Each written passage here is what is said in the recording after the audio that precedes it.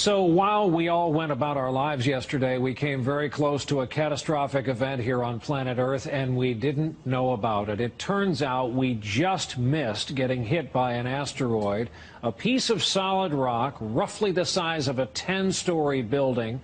Now, I say just missed because it came within 45,000 miles of us. That's a lot closer than the moon is, and scientists say way too close for something that big. Had it struck, again, the people who tell us about these things, say the impact could have had the force of 1,000 Hiroshima-strength atomic bombs over a huge area of the Earth. There are quite a few theories about how the world might end. For example, it's been suggested that there could be a big solar storm which would take the world out. Well, we get solar storms from time to time, and they're a bit troublesome if you're an astronaut. Indeed, not good news if you're an astronaut. But down here on Earth, we are protected by the Earth's magnetosphere, the effects of the magnetic field. And okay, solar storms can disturb that. They can produce currents in power lines that sometimes cause trouble. They can take out satellites, stop satellites working. So they could affect our GPS and any telephone calls that go by satellite, for example. But they're not going to end the world. Every so often asteroids do hit the Earth. We know, we can see some of the craters. There's Meteor Crater, or Barringer Crater as it's properly called, in Arizona. And there's traces of a very big crater, partly on the Mexican Yucatan Peninsula and partly under the sea. That big crater was the result of an impact about 65 million years ago, and it's thought that's what caused the extinction of the dinosaurs and many other things. So a big thing like that could cause us some problems. Broadly speaking, what happens is when something big like that impacts, it not only makes a crater, it kicks up a whole lot of dust into the atmosphere. And the atmosphere cuts out the sunlight, and that stops crops growing and foods fail and there's starvation and so on. So that is something we need to look out for, and we are looking out for. There's an array of telescopes all around the world monitoring the sky night after night, actually monitoring about 1,000 potentially hazardous objects, things that might come and hit the Earth one day. As they monitor them, they discover that the vast majority of them won't, that as they get the orbit more accurately, they see it'll miss the Earth. But if there was something coming to hit the Earth, we'd get 2 or 3 years' notice. And even with today's technology, we could divert it so that it didn't impact the Earth. And there's research going on all the time which will improve that technology so that it gets easier to divert an incoming asteroid.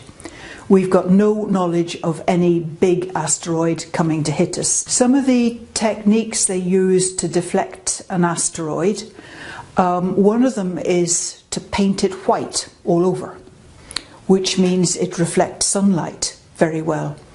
And the sunlight bouncing off the asteroid will push it sideways so that it'll move away and not hit the Earth.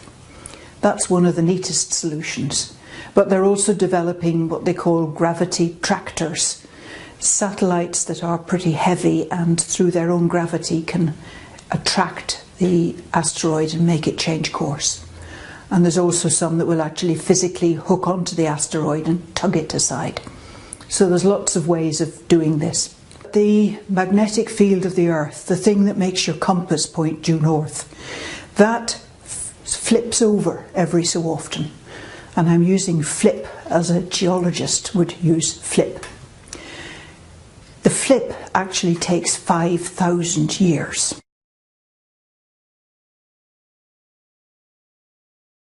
Rice planting on a test basis has begun in a village near the crippled Fukushima Daiichi nuclear power plant. This comes after the central government lifted its ban on entering Kawauchi village in April. Rice planting in the area had been banned at all paddies following the nuclear accident last March. The purpose of this year's harvest is to verify the product's safety. On Sunday, about 40 farmers and volunteers began planting rice at 30 rice paddies. Fabric that absorbs radioactivity was laid near entrances of irrigation channels. Villagers have also sowed into the soil substances that absorb radioactivity. Once the safety of this year's harvest is confirmed, rice production will be fully resumed for the next season. I'm very happy to be planting rice along with so many others. I hope the safety of the rice will be confirmed so that the village can fully begin producing rice next year. From Plato's Republic was the idea that population should be controlled and unwanted life should be disposed of like trash. In other words, that some were worthy of life and others weren't. This is a concept that comes through in Darwin's ideas about survival of the fittest. If we are evolving towards individual perfection by natural means, that would mean that collectively we are in fact evolving towards a utopian society of perfect men and women. However, in that case, those with perceived poor genetic material would be slowing that collective evolution, and so the whole process could be accelerated by getting rid of those who are not made of the right stuff.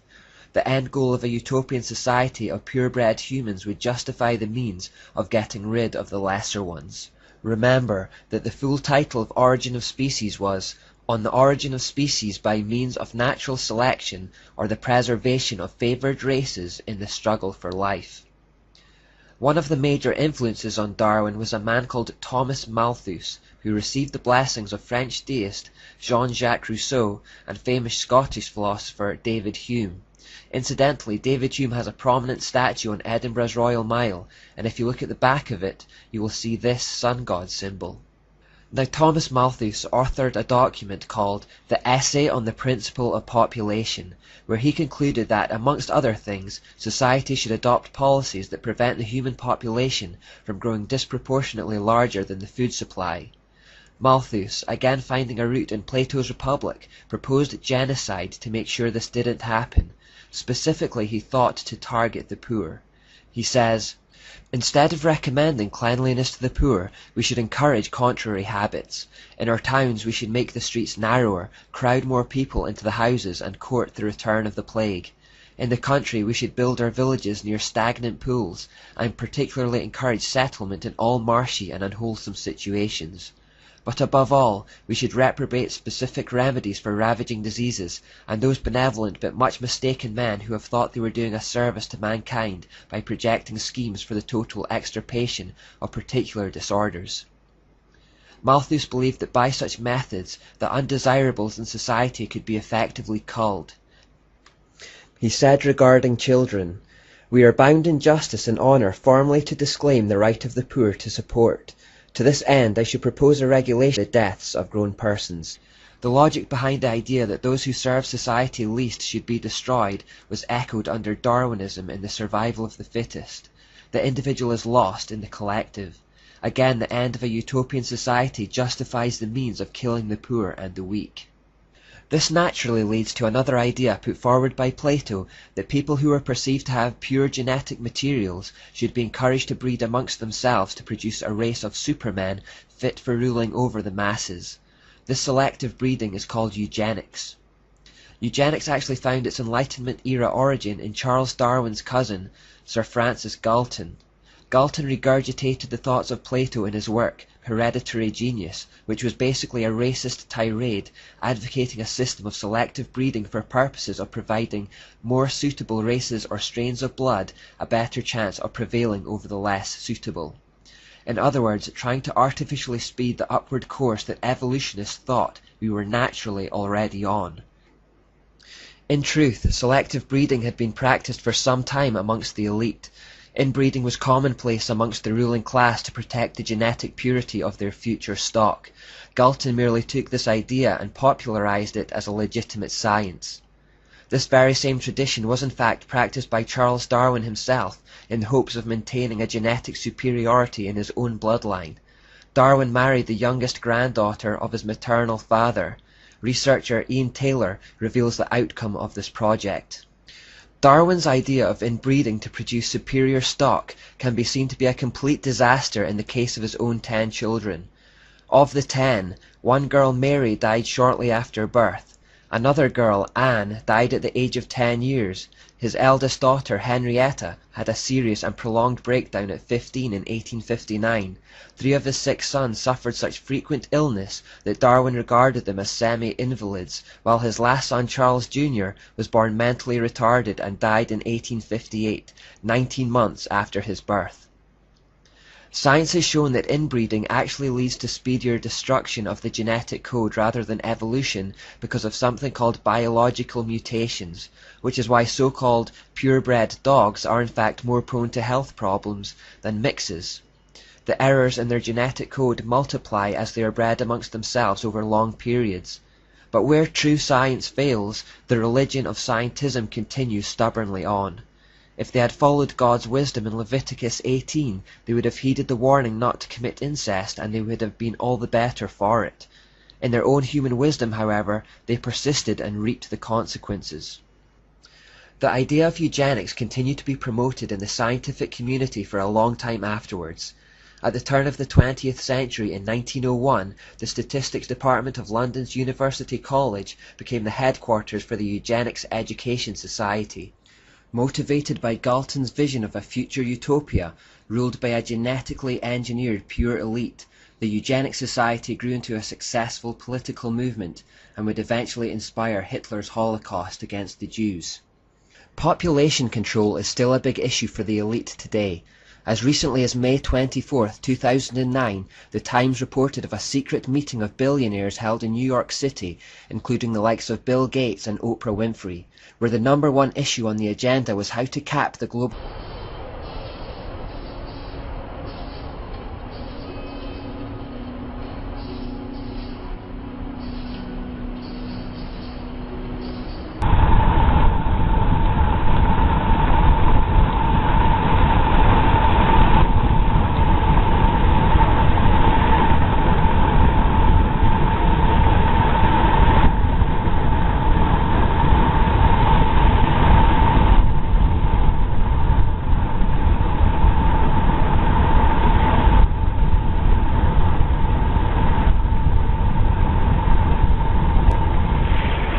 Look at it. This is what's washing up. And as it washes up, it's bringing all these jelly things. What is that?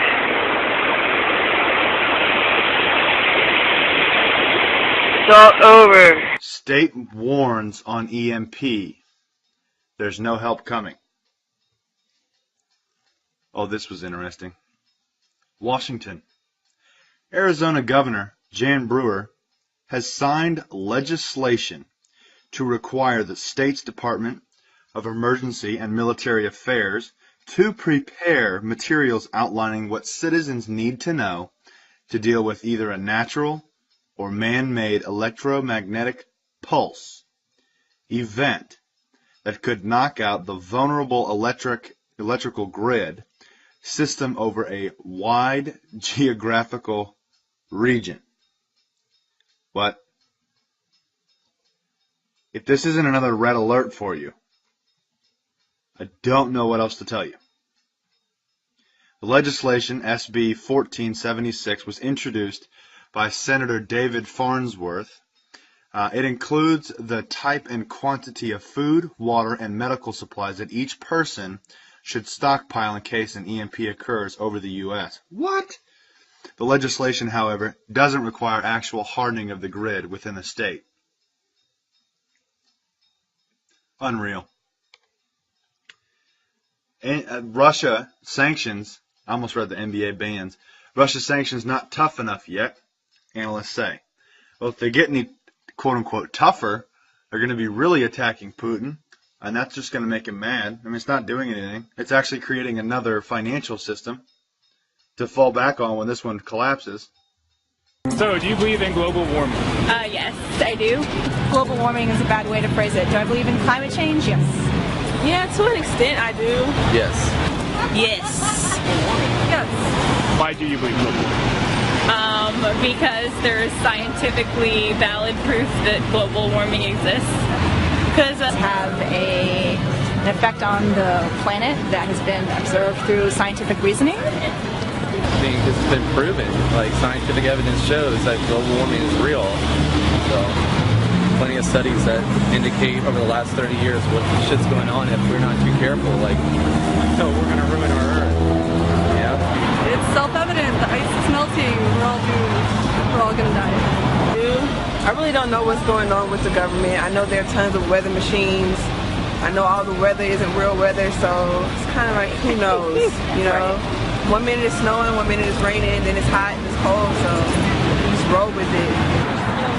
Yeah, climate change or global warming, yeah, I'm fairly certain that it's, you know, created by the activities of humans. Do you have any ideas of how we can maybe fix it? Eat the rich. That's all. Appreciate it. Thank you. Here's why some believe a pole shift, a serious one, a complete one, may be on the near horizon. 82.7 degrees north, 114.4 degrees west. Now each block here is 5 by 5 degrees, so it would be about here where the cursor is. A later study revealed that the pole is trekking towards Russia at about 40 miles per year, but not there yet. And that's all we know. Russia and Europe got tossed this winter. The USA had a light go of it. But the North Pole has not been measured in Russia, and if you happen to know otherwise for a fact, please send a link. Let's be clear, the increasingly fleet-footed North Pole may change direction, stop entirely, speed up, or something else. This may never be anything to worry about, and then again, a complete magnetic reversal could happen this century, or this year. If you read these articles, you will see that the pole is not going at a constant speed. Take that into your considerations. Be safe, everyone. In 8:12, when the fourth angel blew his trumpet, 1/3 of the sun, 1/3 of the moon, and 1/3 of the stars were struck, so that 1/3 of them turned dark. 1/3 of the day was kept from shining, and also the night. I believe this judgment may be declaring a shift in the axis of the earth. This would cause 1/3 of the day to be lost, as the earth starts to revolve around a new axis, which would alter the orbit of the sun, moon, stars and planets. And the sun would rise and set in a different place. And the moon would also appear to have altered its orbit. A shift in the axis of the earth could indeed cause 1/3 of the day and night to be lost. And instead of a 24-hour day, we would experience a 16-hour day. If the earth loses 8 hours, then sunset would occur at about 10 o'clock in the morning. Which means, all the clocks in the world would have to be reset. God has done things like this before. In 2 Kings 20 verse 8, God made the sun go backwards, and then forward again. Which would mean that the earth's rotation would have rolled back, and then forward again. And during the days of Joshua in Joshua 10 verse 12, God made the sun and moon stand still for a while. Which means that both the earth and the moon's revolution stopped altogether. Technology does exist. It is real as you or me, and it's a whole lot more out there than even the most diehard believers could possibly fathom. The truth is that we, and by we I mean this planet and the people of this planet, are in essence blind to what is really going on in the cosmos and interstellar space. What people call aliens, we call IBs, or in layman's terms, interdimensional beings. And what we found out and have known about since the early 70s is that, in simplest terms, other dimensions or planes, as we call them, exist and lay on top of each other, almost stacked, as if you had a blanket with another blanket stacked on top of it and another blanket stacked on top of it. To explain it so you can understand, you can imagine the Earth and our reality as a thin blanket, and all of these other higher dimensions are the blankets laying directly on top of ours. However, we can only see our own blanket. Now the alien beings, or the ships that we have seen in videos, and that many people have captured over the years, are in fact what we call jumpers. in that they exist in their relative dimensions, but have, in fact, jumped into ours. We have discovered that most of the time we are unable to see them, as they are at a wavelength indifferent to our own, and our senses, eyes and ears, cannot detect. From the information that I have gathered and been briefed on, every planet, star, and galaxy within our own plane and universe, as we see it, exists also in these other dimensions. We've detected that we know of and that I've been briefed on at least 4 other dimensions that do exist. Now, as I said, every planet we know of, every galaxy does exist in these other dimensions. However, with each new dimension, each planet, galaxy, star takes on a different form. To explain it in the most simplest terms, you can look at our own planet, Jupiter, which is in the outer reaches of our solar system. Now, to us, it's a deadly gaseous planet, completely uninhabitable. However, when you look at Jupiter in an elevated dimension, you will see that it is completely changed in all forms. You will see that it's no longer a deadly ball of gas, but is now solid, has a different color, and is now inhabited. We know for a fact this is true due to the fact that the government has the technology to detect these higher dimensions and actually get a small view of what the solar system looks like on the other side, as we call it, in these other dimensions. There is much we do not know about the universe and how it works. However, here are the facts that I can confirm as truth and were made known to me, and that I and the other people that I worked with have been briefed on. Now, we are not alone in the universe. There are alien beings within our own dimension of space, as well as other dimensions. The planet Earth is an early stage, I guess you could say, training ground, if you will, whereby which we as beings will live until we advanced to the higher dimensions. Now, we are not the bottom of the food chain, and we have discovered that there are at least 2 dimensions below our own plane. But that is as far as I will go regarding that. Now, I'm getting a little bit low on time, so I will leave you with a few other important things that people will no doubt want to know about later in time once this video is made public. Now, these are things that I have been briefed on by my superiors and that are common knowledge in the Black Ops community. Now, the planet that we know of as Mars was at one time inhabited, but again, at one time was wiped out by the people who inhabited the planet, which were much more technologically advanced than we are. Which we discovered by testing and analyzing the chemical residue found from the blasts around the planet, as well as artifacts that we've also discovered on the planet, including the infamous glass tubes seen in the few of the publicly made photographs from NASA. Now, these are not glass structures, but a glass-like material that is about 1,000 times stronger than any material or steel that we have on our own planet. These tubes were used as a means of travel underground and above ground by the people who inhabited this planet. It is thought from our research that there are still an ET presence inhabiting Mars, but again, this is as far as I will go, and that I was briefed on regarding that matter. Now, I'm not trying to be completely vague, but I am trying to give you a picture of what is going on out there that doesn't completely put me in more danger than I am already in just by revealing the few things that I have. One of the last things that I will reveal, and that is definitely a fact, and that I have been briefed on, and that many other people involved with the Black Op community have been briefed on, and that is our own moon, which does in fact have alien bases on it, and also has bases from our own government.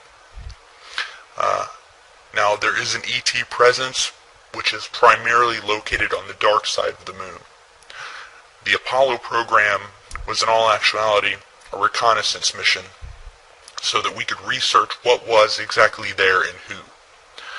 You will notice that many of the photos from the Apollo missions have airbrushed out buildings and bases, and this is the truth of the matter. About half of the video that you will see that is documented cluttered with bases, with alien buildings, and from what one astronaut said, and I'm quoting, what were a constant presence of alien vehicles flying over the surface, cluttering up the footage. So again, they showed the American people what they could and recreated the rest here on Earth that they couldn't show. From what we know, the dark side of the moon is where most of the alien presence is located. It's a more primitive alien race from what we can see, and our research tells us. It's more primitive than the alien beings you would see on higher dimensions, but still thousands, if not millions of years ahead of us. Now we have our own bases, which are primarily located in or near the Sea of Tranquility, which is the site of Apollo 11, and also one base that I know of located near the crater Sabine D. To this day, we are still sending secret missions to and from the moon. However, I do not know the complete details of what we are doing. A war is being waged that you may know nothing about, the war against the homeless.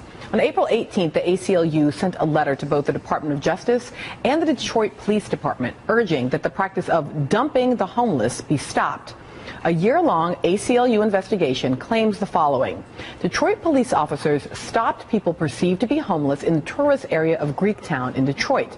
They forced them into vans, took them for a ride, and deserted them miles away. The sad truth, Detroit isn't the only city that treats the homeless this way. Joining me now from Detroit is Michael Steinberg, legal director of the ACLU of Michigan. Nice to have you, Michael. Thank you, Melissa. So tell me, what did your investigation show that the police were doing to folks who are experiencing homelessness in Detroit? Essentially what the police were doing were kidnapping individuals off the streets of tourist-friendly areas of Detroit, putting them in handcuffs, throwing them in the back of a wagon or a police car, and transporting them either outside the city or to deserted parts of the city and abandoning them. They then tell the individuals that they weren't welcome back into Greektown or other tourist-friendly areas. Sometimes they'd make it difficult for them to return by making them throw their money down a storm drain. And the problem, of course, is that the lifeline for many of these individuals is in Greektown. There are warming centers, there's food and churches and other services. So they'd have to walk sometimes through the middle of Michigan winter. One person had a blood clot in his leg, and it took him over 3 hours to get back. Michael, I want to take a moment and listen to some of the men talking about their own experiences, and then I'll have you respond to something. Okay. Didn't ask who we were. You know, get in the van. I asked him if I was free to go. He told me no. You took like maybe a 15-minute ride. You don't know where you're going. You don't know where you're ending up. Maybe when you get there, you're abused in some way. What would that feel like? And we're walking back. It took us almost 5 hours to get back. Walking, it was cold. So, Michael, have the Detroit Police Department or the Department of Justice addressed these concerns? Well, we had the quickest response time in Detroit by the police in history, I think. As soon as we sent our letter, they sent over 2 members of Internal Affairs saying they wanted to investigate it. They've met with some of the individuals that we've spoken to, and we hope it will put an end to it. We've also reported it to the Department of Justice because we believe that the practice violates the consent judgment that was entered into between the DOJ and the Detroit Police Department. So, Michael, part of what we've been talking about this morning is criminalizing drugs, but there's also this kind of impact of criminalizing homelessness. And we were looking at not only in Detroit, but sort of all over the country, municipalities doing things like making it illegal to sleep or sit in a store or in personal buildings, laws punishing people for begging or panhandling, enforcement of these so-called quality of life ordinances. Tell me, is there a war on the homeless? You can definitely appropriately characterize it as a war on the homeless. We are challenging a state law in Michigan that makes it a crime to beg in public. We have represented individuals who have been charged with trespass for sleeping on public land. They're essentially criminalizing the status of being homeless. Society, if we want to stop seeing homeless people on the streets, we as a society have to treat the problem as a social problem, not a criminal justice problem. We have to provide mental health services to those who need it. We have to provide drug treatment programs for those who need it in public housing. We can't make it a crime to be homeless. Homelessness is not going to go away by making it illegal. Michael Steinberg in Detroit, I so appreciate that point, and it dovetails so nicely with what we were talking about in terms of drugs. We have a set of social responsibilities, epidemiological problems here. It is not solved through criminalizing. Thank you for your work. Thank you.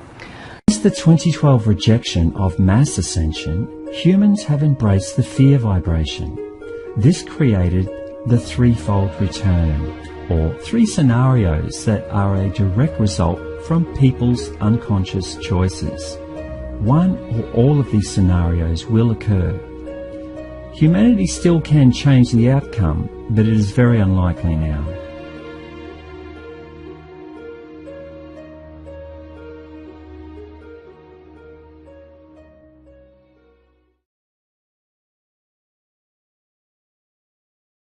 Well, the question was, if Iran were to launch a nuclear attack on Israel, what would our response be? And I want the Iranians to know that if I'm the president, we will attack Iran.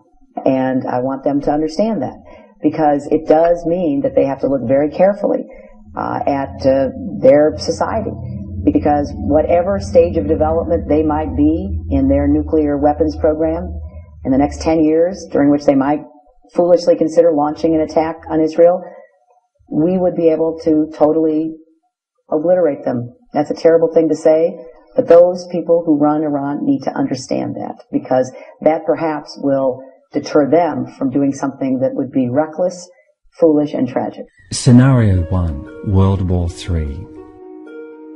Hillary Clinton is quite possibly the most corrupt and evil person to ever run for President of the United States. Previous title holders were Lyndon B. Johnston, the man that quarterbacked the JFK assassination, and Dick Cheney, the man that quarterbacked 9/11. But these guys look like Boy Scouts compared to what Hillary has in mind. Anyway, if Hillary gets elected, then she will start World War III, no question about it. The system of bankers and global interests she works for want World War III. War is a banker's dream. They make a lot of money no matter who wins.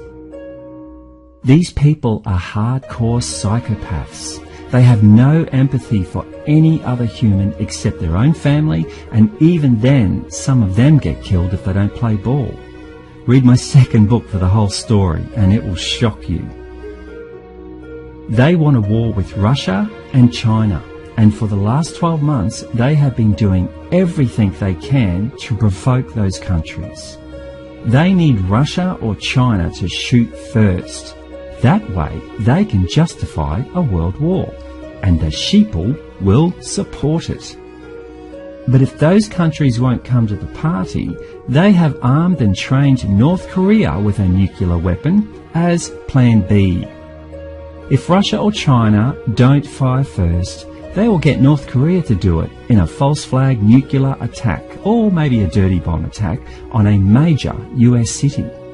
They hope that the loss of hundreds of thousands of American lives will spur that nation and its allies into full-blown world war. Again, as I point out in my second book, they want to fulfill the playbook of their guru, Albert Pike, who was a 33-degree Freemason, a Satanist, and founding member of the Ku Klux Klan. Pike spoke how they will create 3 world wars. The first and second were exactly as he said that they would be, so there is no reason to doubt that the third will follow his game plan. After 10 years or so of this total world war, the people will grow weary. So when that time comes, the New World Order people will hold secret meetings with their enemy, China. They will promise China a backdoor deal to end the war. But to do so, China must stab their ally Russia in the back. In exchange, there will be an armistice. China will be given complete control of the Asia-Pacific, including Australia, Japan, and New Zealand.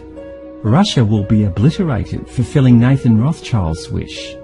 The New World Order will control the rest of the world.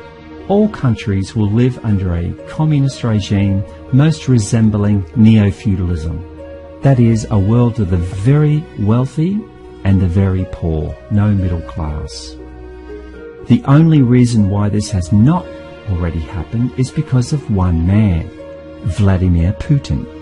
Regardless of what you think you know about Putin, he is humanity's only hope of avoiding World War III and defeating the Illuminati New World Order.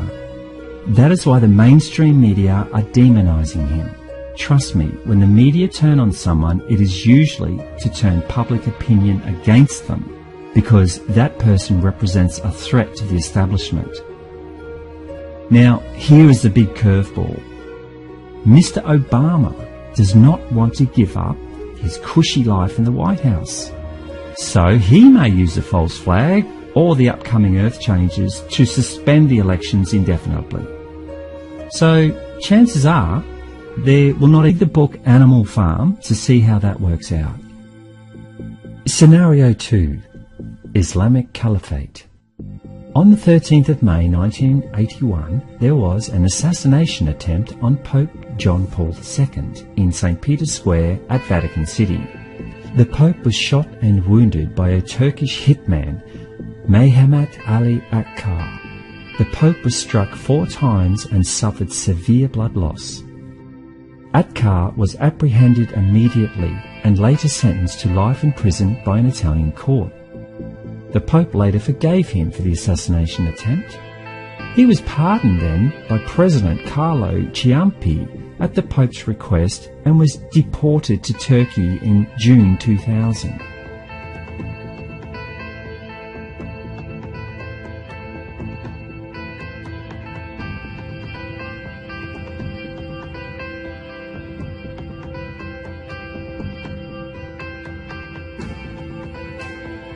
Akkar published his autobiography in Italy in 2013. His book is called I Was Promised Paradise.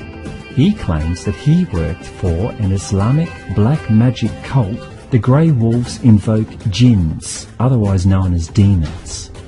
That group has since morphed into ISIS. They have a prophecy that their Messiah, the Mahdi, will bring about the destruction of the West and Christianity. In fact, Akkar says in his book, basically, it's really as if the world finishes in favor of a new era.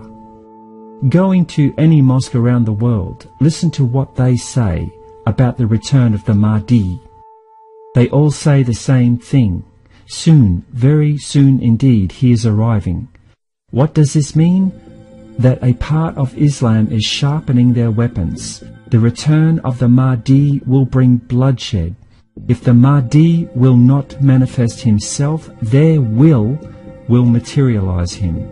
And in short, the Islamic fundamentalist will set fire to the whole Western world. So basically, this band of evil men hope to use black magic to invoke a powerful dark entity that they call the Mahdi. On the date 13 May 2017, the Islamists plan to unleash hell onto the Western world. That is why they have been slowly positioning their people into every Western country on the planet. The refugee crisis in Europe is the last stage of positioning the chess pieces. It is their specific intention to destroy the Vatican in Rome. Pope John Paul II strongly believed that this was the third prophecy of Fatima.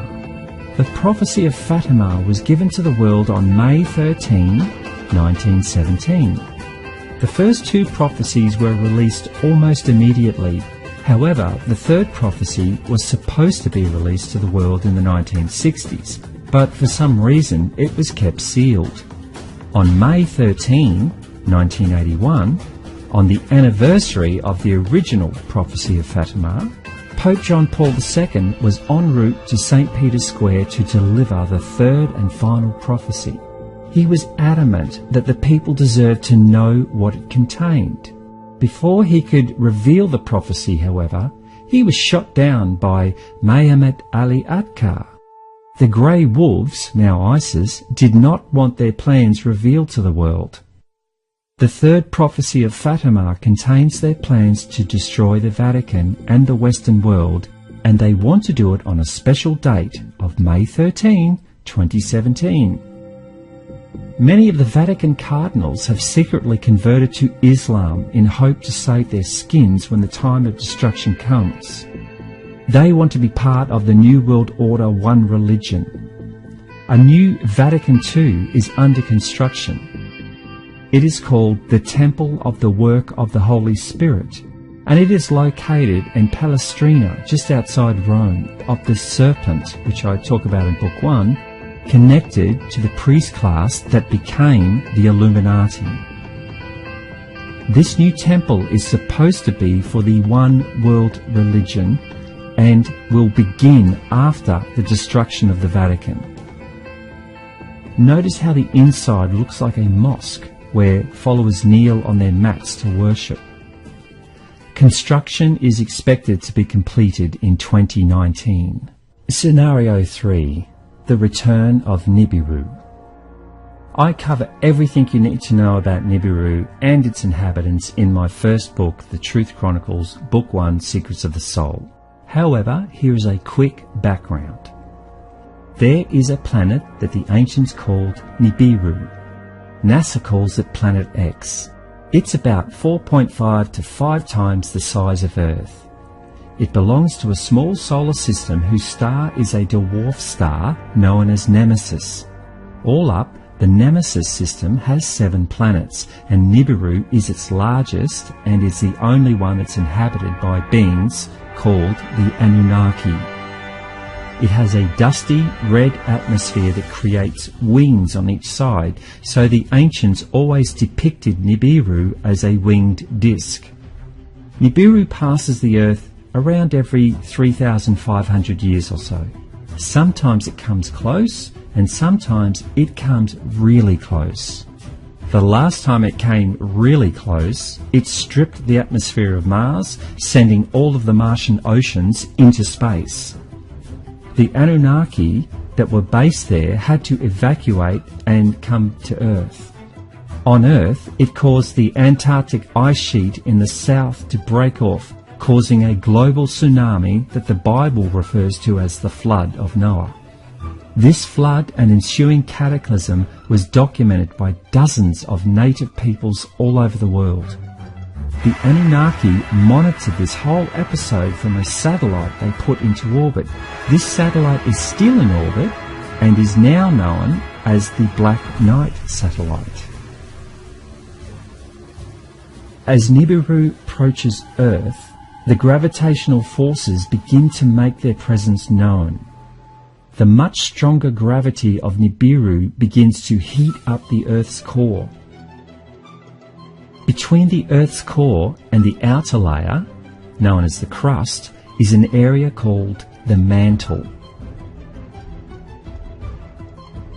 The mantle is the most solid bulk of Earth's interior. It lies between Earth's dense superheated core and its thin outer layer, the crust. The mantle is about 2,900 kilometres or 1,802 miles thick and makes up a whopping 84% of the Earth's total volume. As Nibiru approaches, the mantle becomes superheated. This increases its viscosity until it becomes liquefied.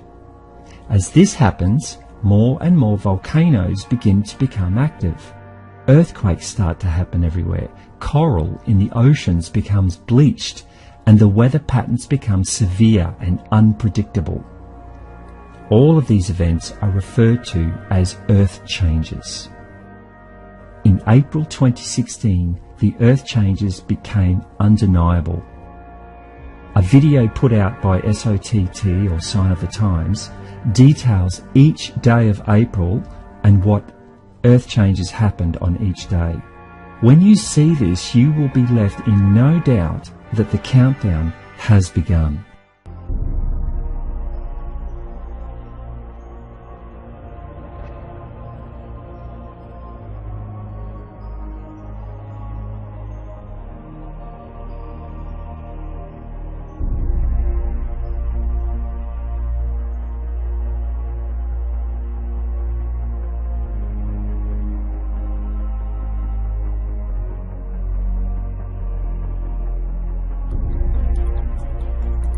Overnight, blizzard-like conditions in Massachusetts. Nearly 1,900 crew working through the night, clearing roads. Treacherous conditions leading to wreck after wreck. In upstate New York, a bus carrying 36 college students flipping over and winding up upside down. Incredibly, there were no serious injuries. And in Connecticut, a tractor trailer sliding and jackknifing on this bridge. New Jersey police releasing this dramatic dash cam video. Trees snapping from heavy winds.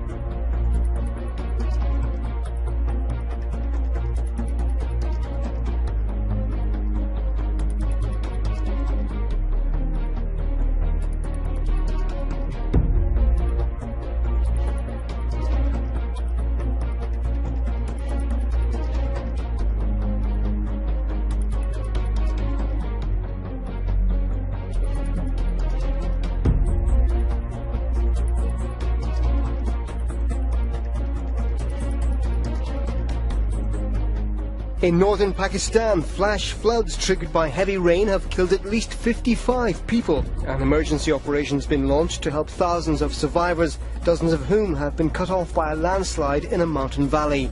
Some 150 homes are said to have been destroyed.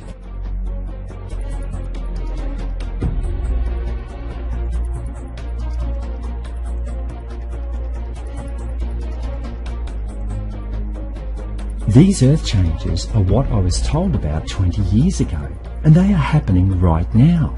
In April 2016, there were daily events for the whole month. These included volcanoes erupting, and even some that have not been active for over 70 years. Earthquakes shook many countries. Wild weather was everywhere. It even snowed in Saudi Arabia. And of course, scientists revealed that 90% of the Great Barrier Reef off the coast of Australia is now bleached. Exactly as I spoke about 20 years ago. Back then, I correctly predicted that the signs would become more obvious after 2012, leading up to 2020. But I must admit now that it appears I got that timing slightly wrong. I now have good evidence that it will come much earlier than 2020. Earthquakes, volcanoes and wild weather will only get worse as Nibiru approaches. However, the real showstopper comes next. Meteorites. Nibiru passes through the Kuiper Belt, which is made up of billions of asteroids and chunks of ice. Some of these objects are as large as Pluto, while others are only the size of a pea. It will also pass through the asteroid belt between Mars and Jupiter. As Nibiru passes through the Kuiper Belt and the asteroid belt, it drags millions of rocks and debris with it, trailing millions of kilometres behind it. As it approaches the Earth, many of the asteroids will be pulled toward the Earth due to gravity. So as a final sign of Nibiru's approach, we will witness mass meteorite showers. However, some of these meteors can weigh as much as 30 kilograms or 65 pounds of solid iron. So when they fall from space and hit the ground, they will explode. It would be like being in the middle of a World War I artillery barrage. There could be as much as 1 month of these meteor showers, but they will vary in intensity and in size and duration. Some days will be worse than others.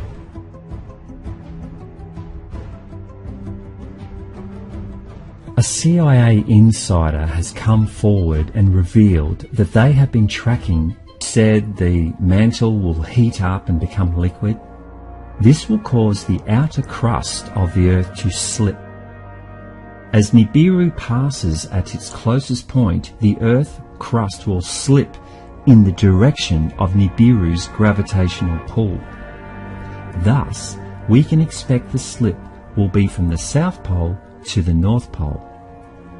So all the landmass of Earth will move at about 1,400 kilometres per second, or 0.86 miles per second, south to north, then abruptly stop. The sudden stop will cause all of the oceans to slosh up, then go back in the opposite direction they came from. That will create a global tsunami of about 700 metres to 3,000 metres high, or 2,296 feet to 9,850 feet high, travelling at 700 metres or half a mile a second. The water will slosh back and forth for several days. In fact, as Nibiru passes, it will stop the Earth's rotation.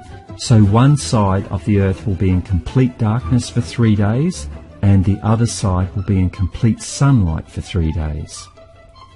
As Nibiru passes, the Earth will begin to rotate again as per normal. Basically, the Earth is going through a very rare process that will see most of the inhabitants of the planet die as a result of massive Earth changes. It is not the first time this has happened, and it will not be the last.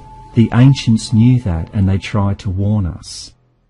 That is why they built their monuments in massive stone blocks. The reason why so many will die is because they do not want to know. They do not want to listen. They do not want to be part of one of the most exciting times in this planet's history, the Ascension. Humans were given a choice, and they chose fear. We all live in a kleptocracy now. It is a term applied to a government that is in bed with the ruling class, in this case corporations, taking advantage of corruption to extend their personal wealth and political power. Corporate lawyers now write all of our legislation. They write the laws to benefit the corporations, protect them from prosecution, and maximize the ability to make a profit, even at the expense of the people and the environment. This is the world we live in, and most people are happy to turn a blind eye. That is how they got into control in the first place. The world is now so far gone down the corruption path, the self-entitlement mentality path, the selfishness path, the apathy path, and the willful ignorance path that there is no way to bring it back. But not everyone on earth will die. Indeed, for those that do want to know, that do want to listen, that do want to participate, then welcome aboard and keep watching. What the Palladians were telling me that night was, like myself, many others were being asked to not only preserve life, but to build a new way of life and to get the message out to as many people as possible. By following their instructions, I could be assured that the second vision, that of happy people in the hills, would be a reality, your reality, and that of anyone else that cares to join in.